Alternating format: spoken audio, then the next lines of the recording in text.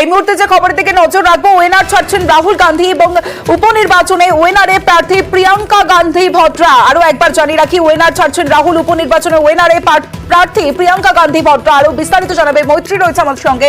মৈত্রী,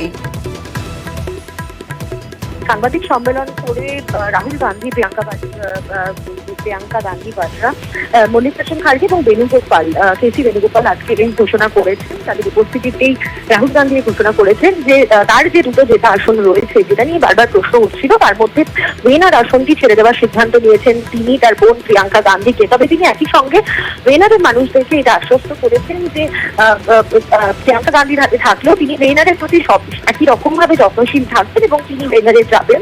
রায়বেরিলি থেকেই সাংসদ থাকতে চলেছেন রাহুল গান্ধী এবং ওয়েনার থেকে উপনির্বাচনে প্রতিনিধিত্ব করবেন প্রিয়াঙ্কা গান্ধী এবং সেখান থেকে তিনি সাংসদ হয়ে তারপর লোকসভায় আসবেন। ফলে এই ঘটনার পরে কিন্তু প্রথমবারের জন্য প্রিয়াঙ্কা গান্ধী তিনি লোকসভায় আসতে চলেছেন, সেই সম্ভাবনাও কিন্তু উজ্জ্বল হয়ে গেল।